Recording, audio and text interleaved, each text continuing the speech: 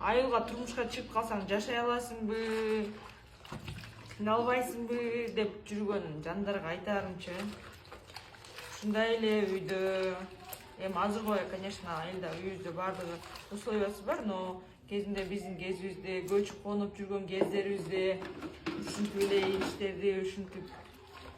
идиштерге жууп эле, эч кандай раковинасыз эшиктеги туалетке барып эле жашаганбыз туугандар. Ошондуктан баардык нерсе колдон келет.